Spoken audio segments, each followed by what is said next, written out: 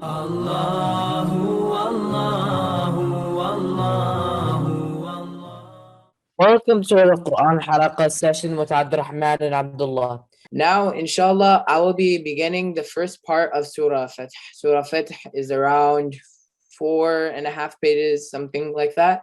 So we will be dividing it into more sections.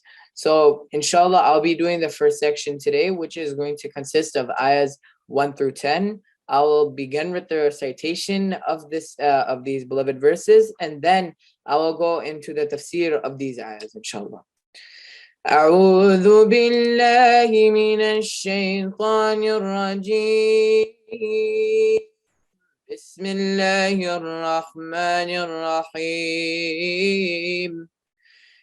إنا فتحنا لك فتحا مبينا ليغفر لك الله ما تقدم من ذنبك وما تأخر ويتم نعمته عليك ويهديك صراطا مستقيما وينصرك الله نصرا عزيزا هو الذي أنزل السكينة في قلوب المؤمنين ليزدادوا إيمانا مع إيمانهم ولله جنود السماوات والأرض وكان الله عليما حكيما ليدخل المؤمنين والمؤمنات جنات تجري من تحتها الأنهار خالدين فيها ويكفر عنهم سيئاتهم وكان ذلك عند الله فوزا عظيما ويعذب المنافقين والمنافقات والمشركين والمشركات الظانين بالله ظن السوء عليهم دائرة السوء وغضب الله عليهم ولعنهم وأعد لهم جهنم وساءت مصيرا ولله جنود السماوات والأرض وكان الله عزيزا حكيما إنا أرسلناك شاهدا ومبشرا ونذيرا لتؤمنوا بالله ورسوله وتعزروه وتوقروه وتسبحوه بكرة وأصيلا إن الذين يبايعونك إنما يبايعون الله يد الله فوق أيديهم فمن نكث فإنما ينكث على نفسه ومن أوفى بما عاهد عليه الله فسيؤتيه أجرا عظيما بسم الله الرحمن الرحيم رب اشرح لي صدري ويسر لي أمري واحلل عقدة من لساني يفقه قولي ربنا زدنا علما ربنا زدنا علما آمين يا رب العالمين. Let us begin with the first ayah. Allah subhanahu wa ta'ala begins the surah off saying, Inna fatahna laka fathan mubina. Indeed, O Prophet of Allah, we have given you a clear conquest. So let me go over some history behind this ayah. When the Muslims were in Medina, they had to go there because the Quraysh had kicked them out of Mecca because of their severeness of what they used to do to the Muslims. So the Muslimin, they went to Medina and they fought series of war. We know Badr, the Muslims won. Uhud, the Muslims did not win. Then there was Khandaq, or also known as Ahzab, which the Muslims have won. So now, after a year after this battle, which the Quraysh suffered a humiliating defeat, now the Muslims are going to Mecca to go do Hajj. And the Prophet ﷺ says, all right, everyone pack up, we're going to Hajj. So majority of the Muslims, 2,000 Muslims, some scholars say that it was around 1,500 Muslimin until to 2,000 Muslimin. So it was a big congregation that was going to Mecca. So now they're walking, and now we have to look at the Quraysh perspective. The Quraysh, they have lost 2 wars and they have won only 1, and the Muslims are in the lead. They have 1 more battle against them. And now knowing that these people who are just a minority of us, they are now defeating us, and they're defeating leaders of Mecca. So now they're feeling ashamed, they're feeling humiliated because some minorities are beating them in wars. So now, if it looks like if they go and attack the Muslims, and they're just coming to Hajj, and they're only holding small daggers to kill their animals so they could do Hajj, slaughtering the sheep and goat, whatever, and they have. So if they go kill them in the desert or somewhere out of Mecca, it won't look like they're scared of them. It will just look like, oh, it was just another battle.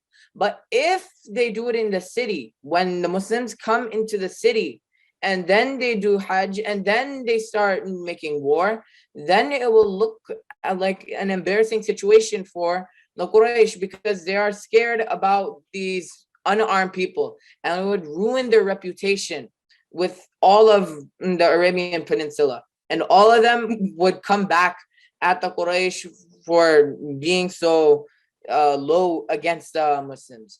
So now they had an option of sending someone or small army to go attack the Muslims. So that's exactly what they did.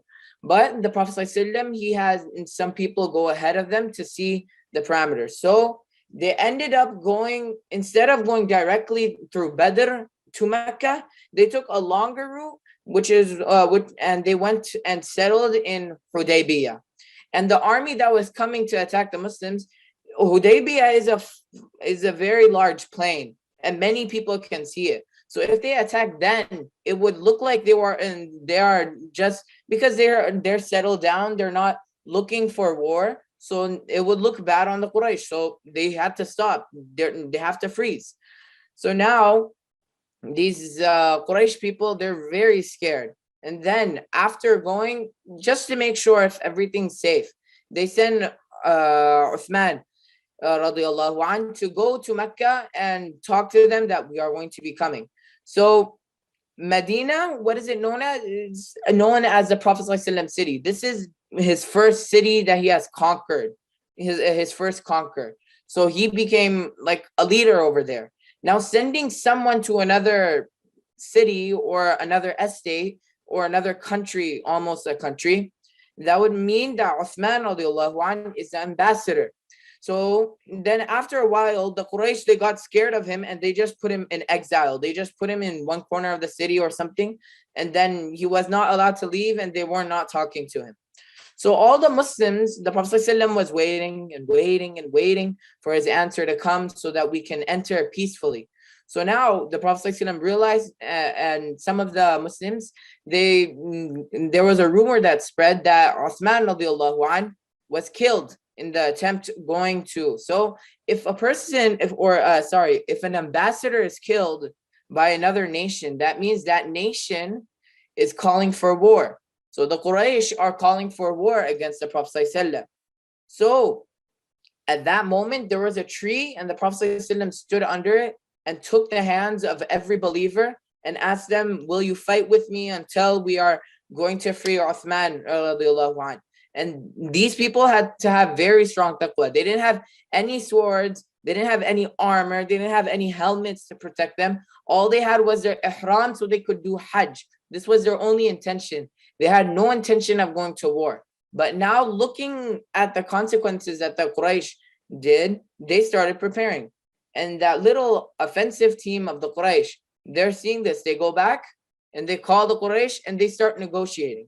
This was one very big mistake that they did. Other than them worshiping other idols and other deities other than Allah, this is one of the strategic mistakes that the Quraysh made. When you negotiate with a person, that means you have somewhat of the same power or lower than the power, and you want to get even with them. So now Quraysh is showing the entire Arabian Peninsula that I had to be saved by a treaty. So this treaty of Hudaybiyah, was the conquest. If there was no battle of Ahzab or battle of Khandaq, there was no battle, there was no treaty of Hudaybiyah. And if there was no treaty of Hudaybiyah, there was no conquest of Mecca, which happens a little after treaty of Hudaybiyah. So now all these, imagine the frustration of the Muslims. So in the treaty, they were told that they cannot do Hajj this year, and they have to go back and they can come next year. So imagine the frustration. They are walking so many miles just on animals and dragging everyone, having everyone come along, and then just being sent away. And now then they could fight. They could fight because the Quraysh are scared of them. They don't have the manpower to fight the Muslims. So they could fight them. But the Prophet ﷺ, he had the order because he already signed everything that yes, there's going to be 10 years of peace. So the 10 years of peace, they can't do any war, they can't do anything. So first they came with the intention to do Hajj. Then they had to change their intention to do war. They got all their hearts ready just so they can beat the Quraysh and then they can do Fath Makkah. But no, the Prophet ﷺ already signed the treaty and they couldn't do this. Now they are so angry. So we will see what Allah subhanahu wa ta'ala does to pacify their anger and their frustration. But in one of the dreams that the Prophet ﷺ saw, he saw that he was walking into Mecca without any army, without any sword, no one drawing any type of weapon whatsoever. But it was just a massive amount of Muslims who were walking into Quraysh land, who were walking to Mecca, no one fighting each other. So this was one way how Allah subhanahu wa ta'ala fulfilled that dream. That later on, after Treaty of Hudaybiyah, the Prophet ﷺ's dream was fulfilled. That they would have Fatih Mecca. They wouldn't have a war and then they wouldn't get Mecca. They just walked into Mecca, they did their Hajj and they claimed the city. So now this Treaty of Hudaybiyah, it may look like a frustration at that moment or a nuisance at that moment, that why can't we do this? Why did you sign the treaty? This is the clear conquest.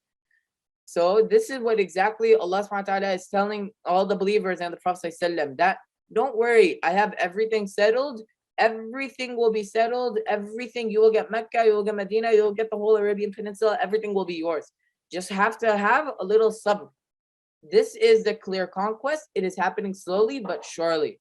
ليغفر لك الله ما تقدم من ذنبك وما تأخر ويتم نعمته عليك ويهديك صراطا مستقيما. So now Allah subhanahu wa ta'ala is saying, whatever mistake that you did in war, with the Quraysh, with anyone, just act like everything, this is all the future now, everything's anew after this treaty. So now we can see how after the Treaty of Hudaybiyah, things started to go rapidly downhill for the Quraysh. With the Quraysh, on their hand, they survived. They didn't go to war. They didn't have to go to war. Muslims had to go back angrily. They had to go back angrily, holding their grudges. Then all of a sudden, the Prophet ﷺ had an idea that why not go ask other tribes all around the Arabian Peninsula to join them. So let's imagine a map around, and just in your head, that the red is going to be the Kafirin, the Quraysh, and the green is going to be the Prophet ﷺ. So imagine everywhere is red except Medina, which is green. Now the Prophet ﷺ goes everywhere and then he changes them. There's going to become a gray spot. The gray spot meaning that they're either going to be neutral or with the Prophet ﷺ. Now imagine this new map. Everything is gray or green except one city, Mecca. So this is directly after the Treaty of Hudaybiyah. This is the direct consequences. The whole Arabian Peninsula wanted to attack Mecca. They didn't have any alliance with them. They didn't have anything whatsoever what to do. He had no friends. But except there was one friend to the farther south. Which country is that? Which country? Yemen. Yemen. So why didn't they ask Yemenis for the help? Before the Prophet ﷺ even was born, Abraha was from Yemen. He wanted to attack Mecca because Mecca was growing in power. And Yemenis, they had power, but because Mecca was going up, they were going down. So they wanted to attack. So if they asked the Yemenis, can you please help us have an allegiance? They would directly go against them with war and then go with the Prophet ﷺ. So they just let that idea completely out. So they had no one to ask for help. They were completely surrounded. And later on in the surah, in my section, Allah subhanahu wa ta'ala says that we were squeezing them from all sides, literally. So Allah subhanahu wa ta'ala over here, let's elaborate a little on this ayah. Allah subhanahu wa ta'ala is saying that so that Allah can forgive whatever you had, any error that you have in the past, strategic or war or anything else, and whatever that happens in the future, so that He can complete His favor. This favor, alayka wa yahdiyaka siratan mustaqima, upon you and set straight a path. Which favor is this?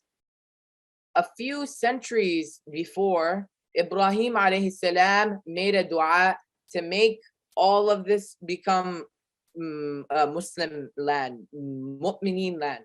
Like that only this peninsula would remain only for Allah subhanahu wa ta'ala, and then Mecca would be like its capital or its enriching trading center. It would be really rich.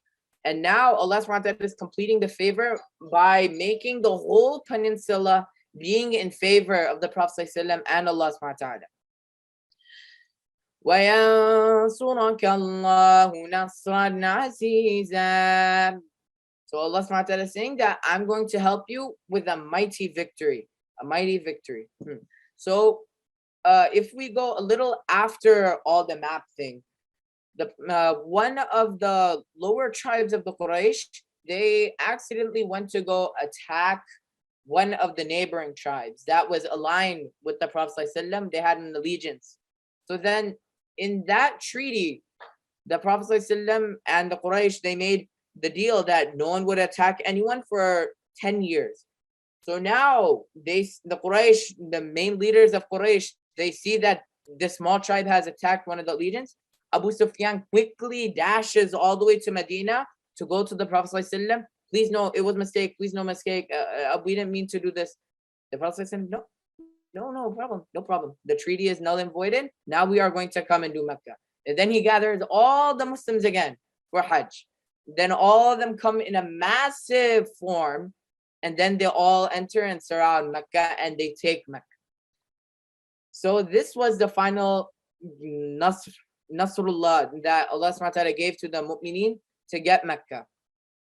هو الذي أنزل السكينة في قلوب المؤمنين ليزدادوا إيمانا مع إيمانهم ولله جنود السماوات والأرض وكان الله عليما حكيما.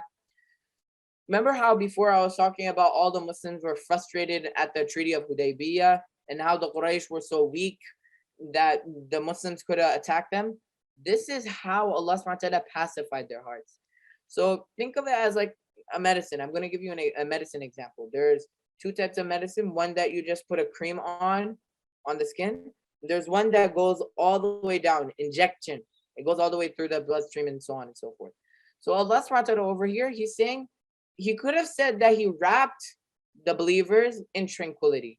He could have wrapped them in tranquility, but Allah subhanahu wa ta'ala says over here that He installed tranquility in their hearts. It had to be injected into them. Allah subhanahu wa ta'ala couldn't put a cream on top of them for tranquility and then let them go, because this was deep down in their emotions. Like they took so long to reach Mecca, and they took so long to make themselves prepared for war. They were all practicing and all this stuff. And now the Prophet ﷺ saying, put down, take off your ihram, we have to go back now. So imagine the frustration for them. So Allah subhanahu wa ta'ala is saying that I can't cover them around with tranquility. I have to cover their hearts with tranquility. So that Allah subhanahu wa ta'ala over here says now that so that when this happens, they would all feel they would feel the tranquility, the peace, and they would increase in faith as they go down the road back to Medina. وَلِلَّهِ جُنُودُ السَّمَاوَاتِ وَالْأَرْضِ. Allah subhanahu wa ta'ala is saying, don't worry. Allah subhanahu wa ta'ala has the soldiers of the heaven and the earth. وَكَانَ اللَّهُ عَلِيمًا حَكِيمًا. And Allah subhanahu wa ta'ala is ever knowing and all wise. So notice Allah subhanahu wa ta'ala over here, He combines وَلِلَّهِ جُنُودُ السَّمَاوَاتِ وَالْأَرْضِ and هُوَ الَّذِي أَنزَلَ السَّكِينَةَ الْمُؤْمِنِينَ. He combines them along with وَلِلَّهِ جُنُودُ السَّمَاوَاتِ وَالْأَرْضِ. And if we skip a little ahead on ayah 6, we can see that Allah subhanahu wa ta'ala talked about the punishment for the disbelievers, and then He repeats وَلِلَّهِ جُنُودُ السَّمَاوَاتِ وَالْأَرْضِ, but not in the same ayah. He doesn't have the respect to even put that ayah along with them. So anyone can mistake that, oh, the mushrikeen are part of the al-ard, the army of Allah subhanahu wa ta'ala on ard. No. So Allah subhanahu wa ta'ala didn't even have that much honor for them that He's totally, completely separated that ayah from them. Now ayah 5, sorry. لِيُدْخِلَ الْمُؤْمِنِينَ وَالْمُؤْمِنَاتِ جَنَّاتٍ تَجْرِي مِن تَحْتِهَا الْأَنْهَارُ خَالِدِينَ فِيهَا وَيُكَفِّرُ عَنْهُمْ سَيِّئَاتِهِمْ وَكَانَ ذَلِكَ عِندَ اللَّهِ فَوْزًا عَظِيمًا. So that all those people who are patient, the believing men who are fighting the war, and the believing women who are praying for their brothers, their husbands, their sons, all of them, those people who are patient with this war and all this fuss about the Quraysh, they will have jannatin tajri min tahtiha al-anhar, they will have gardens, and underneath the rivers will flow. وَيُكَفِّرُ عَنْهُمْ سَيِّئَاتِهِمْ, that Allah subhanahu wa ta'ala will remove any mistakes that they have done. وَكَانَ ذَلِكَ عِنْدَ اللَّهِ فَوْزًا عَظِيمًا. And ever in the sight of Allah subhanahu wa ta'ala, that is a great attainment. If we can see in any surah in the Quran that Allah subhanahu wa ta'ala mentions war and Muslims, He will immediately not say al-mu'minun, only mu'minun or mu'minin. He will also include the believing woman as well, al-mu'minat. So because the entire nation is affected by war. Not the men are only affected, the men and women are also affected. وَيُعَذِّبَ الْمُنَافِقِينَ وَالْمُنَافِقَاتِ وَالْمُشْرِكِينَ وَالْمُشْرِكَاتِ الظَّانِّينَ بِاللَّهِ ظَنَّ السَّوْءِ عَلَيْهِمْ دَائِرَةُ السَّوْءِ. So I'll stop a little over here. So Allah subhanahu wa ta'ala, He described the reward for those believing men and women. Now He's talking about the reward for the mushrikeen. Allah subhanahu wa ta'ala says over here, so this is another reason that they signed the treaty. So Allah subhanahu wa ta'ala can torture al-munafiqeen wal-munafiqat, the hypocritical men and the hypocritical women, wal-mushrikat, and wal-mushrikeen wal-mushrikat, and those Quraysh people, those who were the polytheists, men and women in Mecca, and those who made all types of evil assumptions about Allah subhanahu wa ta'ala. Alayhim da'iratu saw, against them will have the ugliest will. وَغَضِبَ اللَّهُ عَلَيْهِمْ وَلَعَنَهُمْ وَأَعَدَّ لَهُمْ جَهَنَّمَ وَسَاءَتْ مَصِيرًا. That Allah subhanahu wa ta'ala will envelope them, will surround them, squeeze them, like we said earlier, that Allah subhanahu wa ta'ala is going to squeeze the Meccans out of Mecca, Allah subhanahu wa ta'ala is saying over here now that He's also going to squeeze them in Allah subhanahu wa ta'ala's wrath, and then they will be cursed. وَعَدَّ لَهُمْ, and that Allah subhanahu wa ta'ala has prepared for them Jahannam, lahum Jahannam, for them they have Jahannam, وَسَاءَتْ مَصِيرًا, and what an evil destination that is. وَلِلَّهِ جُنُودُ السَّمَاوَاتِ وَالْأَرْضِ وَكَانَ اللَّهُ عَزِيزًا حَكِيمًا. Now ayah 7. See, look, before I said, Allah subhanahu wa ta'ala in ayah 4, what does Allah subhanahu wa ta'ala say in ayah 4? Allah subhanahu wa ta'ala says, ayah 5, يُدْخِلَ الْمُؤْمِنِينَ وَالْمُؤْمِنَاتِ جَنَّاتٍ تَجْرِي مِنْ تَحْتِهَا الْأَنْهَارُ خَالِدِينَ فِيهَا وَيُكَفِّرُ عَنْهُمْ سَيِّئَاتِهِمْ وَكَانَ ذَلِكَ. This is the reward. And before that, Allah subhanahu wa ta'ala combines وَلِلَّهِ جُنُودَ السَّمَاوَاتِ وَالْأَرْضِ to show that those believing men are part of that army. So now, back at ayah 7, Allah subhanahu wa ta'ala over here completely disjoins the ayah. Allah subhanahu wa ta'ala, if He wanted, He could have put ayah 6 and ayah 7 together. But He specifically did not. He totally cut them off to show zero honor for the disbelievers. No, so that no one can confuse that, oh, that the mushrikeen or one of the munafiqeen, they're part of junud samawati wal ard. They are not. That's why Allah subhanahu wa ta'ala completely separated the ayah. Allah subhanahu wa ta'ala alone, the translation, Allah subhanahu wa ta'ala alone owns the armies of the skies and the earth. And He has always been in the ultimate authority, and He is always full of wisdom. إِنَّا أَرْسَلْنَاكَ شَاهِدًا وَمُبَشِّرًا وَنَذِيرًا. Allah subhanahu wa ta'ala says over here, no doubt about it, that we have sent you as a witness and a giver of good news and as a warner. The Prophet ﷺ's relation, as I said before, after the Treaty of Hudaybiyah, everything starts to renew. Hudaybiyah couldn't happen without Ahzab, and the conquest of Mecca couldn't have happened without Hudaybiyah. They needed all of these aspects so that everything could go smoothly. Allah subhanahu wa ta'ala says over here that He has sent the Prophet ﷺ as a witness to the conquest of Mecca, Fatih Mecca, Shahida wa Mubashira, as a giver of good news, so that he can tell all the believing men and women that we have finally conquered our home, wa Nadhira, and as a warner, to warn them about any misfortune and anything that Allah subhanahu wa ta'ala has prohibited. لِتُؤْمِنُوا بِاللَّهِ وَرَسُولِهِ وَتُعَزِّرُوهُ وَتُوَقِّرُوهُ وَتُسَبِّحُوهُ بُكْرَةً وَأَصِيلًا. Allah subhanahu wa ta'ala over here says that so that all of you people may believe in Allah subhanahu wa ta'ala and His messenger. So from here on now, you can help Him out with your sheer respect. By doing so, you can declare Allah's perfection in the morning and the evening. Or in other words, to sabbih, exalt Allah subhanahu wa ta'ala in the morning and the evening. In the morning and the evening are also the best times to make dua. Tu'azziruhu comes from the verb azzara, which means to help someone out of respect. When you help the Prophet ﷺ, when those Sahabis were helping the Prophet ﷺ, they were helping Allah subhanahu wa ta'ala directly, not indirectly, directly. And to waqiru, that having seriousness of seriousness, like having a magnificent personality. So this can be talking about the Prophet ﷺ or Allah subhanahu wa ta'ala, that they have magnificent personalities. إن الذين يبايعونك إنما يبايعون الله يد الله فوق أيديهم. So now ayah 10, Allah subhanahu wa ta'ala is starting to talk about that He has told you a da'wah, He has told you a commandment, now follow it. This is how you can do it.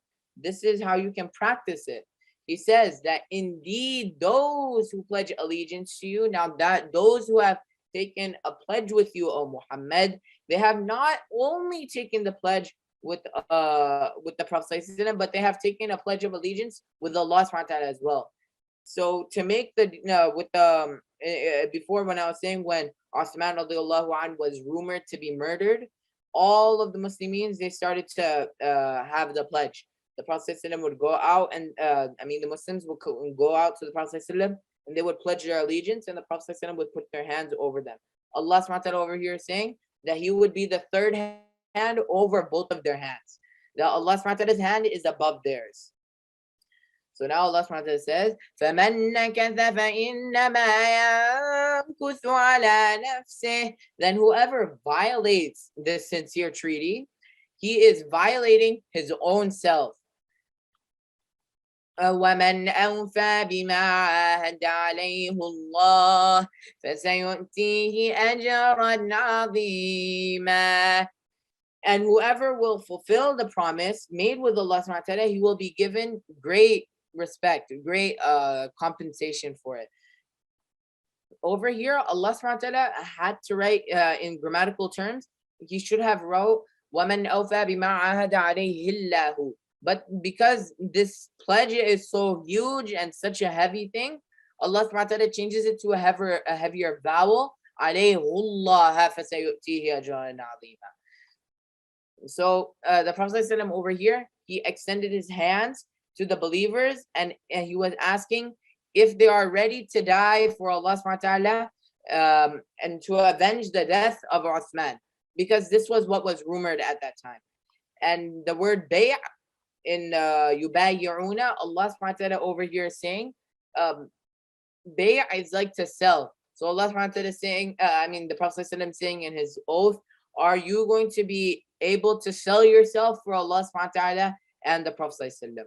Jazakallah khairan. This was the last ayah of my section. Now of my section, ayahs 1 through 10 of Surah Fath. This was part 1. Inshallah, next week, Abdullah will be doing the next section. Right now, I have made some questions. Abdullah will be shortly releasing them out. These are a few questions on the lecture that I have just did right now. First one contains of what does the surah mean, and then so on and so forth. Whatever I have discussed in the lecture, it would be in here.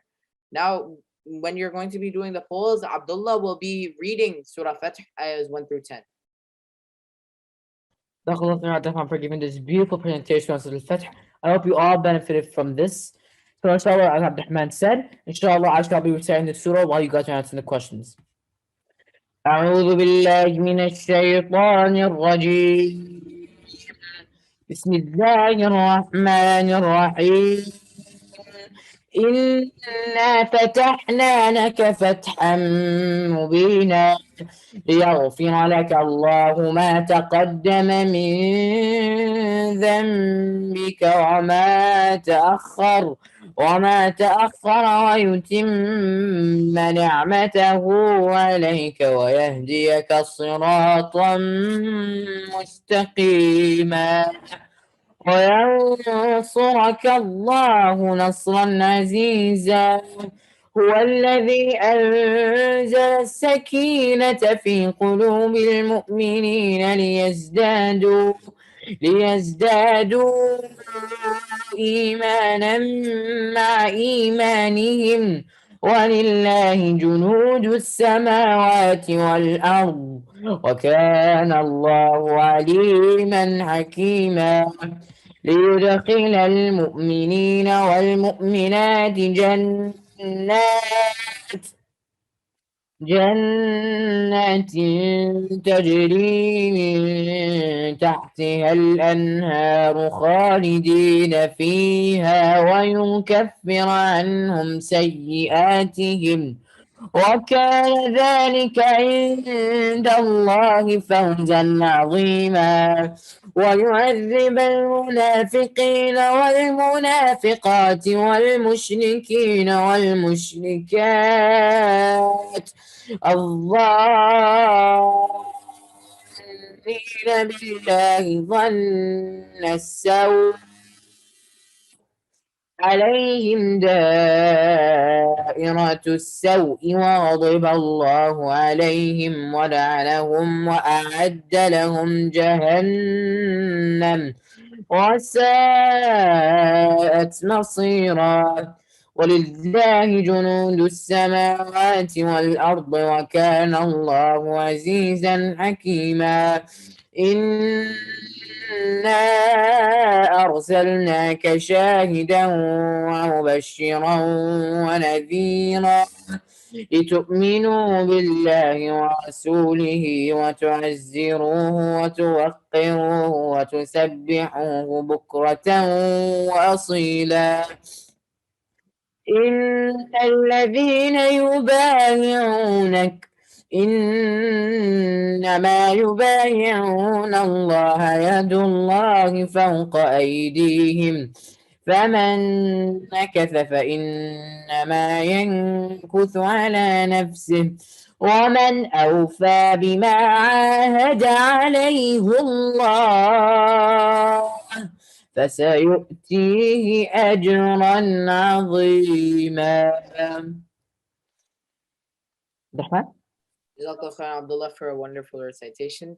And sorry about question number 2. It was just a small edit that I had to make. That instead of what is the battle in which the Prophet ﷺ won the great battle, it is what is the name of the battle in which led to the Treaty of Hudaybiyah. Let's begin with question 1. The first question is, what does Fath mean? Opening, clear victory, great defeat, shedding, or shunning. So let's look at some of the terminologies over here. Great defeat is not mentioned in the first ayah. Allah subhanahu wa ta'ala says, Inna fatahna laka fathan mubina, that I have given a clear victory. So it can be shedding or great defeat. Opening would be right, but if we dig in, which I have dug out, it would be clear victory. Allah subhanahu wa ta'ala says fathan mubina, that it's just a clear victory. It's so obvious. Question number 2. What is the name of the battle in which led to the Treaty of Hudaybiyah? Uhud, Badr, Ahzab, or Khandaq?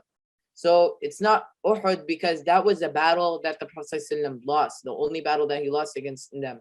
Badr would be also a correct answer, but it is not the battle that led to the Treaty of Hudaybiyah. The Muslims did won a great victory in that, but it's not the answer choice. The correct answer choices could be, you could have picked Ahzab or Khandaq. These are both the same battle, but except different names for them.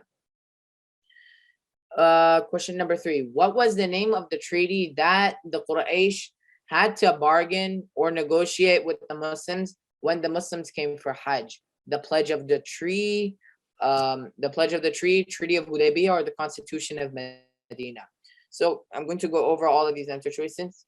Constitution of Medina was made when the Prophet ﷺ came and invaded Medina peacefully. He had made this constitution, which was just talking about that he will be in charge of things over here now, that Muslims are going to dominate and all these things. So that was the constitution of Medina.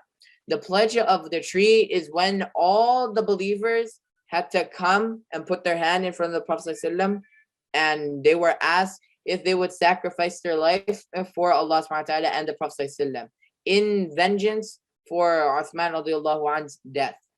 So that was the pledge of the tree. The Treaty of Hudaybiyah was when the Quraysh came to the Prophet ﷺ and they were asking, please, can we make some negotiations and all this stuff. So the correct answer over here is the Treaty of Hudaybiyah, because the Quraysh had to bargain and negotiate with the Muslims when they came for Hajj. Question number 4. Why does Allah subhanahu wa ta'ala not say he wrapped them with tranquility and says he wrapped their hearts with tranquility? Because they were angry at what the disbelievers said or what they did in the Treaty of Hudaybiyah, because they were sad they couldn't do Hajj, because they had to take off their ihram, they wanted to do war instead of the treaty, all of the above. The correct answer over here is all of the above. I will go step by step. Because they were angry at what the disbelievers said. Of course they were angry at what the disbelievers said. They came all the way down to Mecca only to be rejected back to Medina. So they were very angry. They were sad because they couldn't do Hajj. This is because they hadn't done Hajj. So this would be, and in a Muslim's lifetime, they should at least be able to do one Hajj. So they were sad they couldn't do it this year and they had to wait next year because they had to take off their ihram. And one story says that when the Prophet ﷺ was done signing everything with the help of Ali radiallahu anh, he told the believers, take off your ihram, Not one Sahabi took off their ihram. They were so angry, they didn't even touch their ihram when the Prophet ﷺ even said it. But then the Prophet ﷺ went back in his camp, and then he thought about it, and then when he took off his ihram and he went into his normal clothes, then all the believers started following in. So because they also had to take off their ihram, that was part of their anger. So that is also correct. They wanted to do war instead of the treaty. Yes, they would. When they were first coming to Mecca, they had the intention of going to Hajj. Then they had to switch their intention to war because of the pledge of the tree. Then they had to change their intentions to peace because the disbelievers are scared of the Muslims. So all of the above over here is correct. Jazakallah khairan. This was the end of the polls of Surah Fath Part 1. Abdullah, is there any concluding comments? I just want to thank you, Abdurrahman, for giving this beautiful lecture on Surah Al-Fath, the first part. Inshallah, please remember to join us next week, inshallah, 5:30 p.m. Central Time, inshallah, same time, inshallah, for Surah Al-Fath, the second part, inshallah. So, inshallah, now I will conclude, inshallah, with the concluding dua. سبحانك اللهم وبحمدك نشهد أن لا إله إلا أنت نستغفرك ونتوب إليه أعوذ بالله من الشيطان الرجيم بسم الله الرحمن الرحيم والعصر إن الإنسان لفي خسر إلا الذين آمنوا وعملوا الصالحات وتواصوا بالحق وتواصوا بالصبر سبحان ربك رب العزة عما يصفون وسلام على المرسلين والحمد لله رب العالمين وآخر دعواهم أن الحمد لله رب العالمين. Allah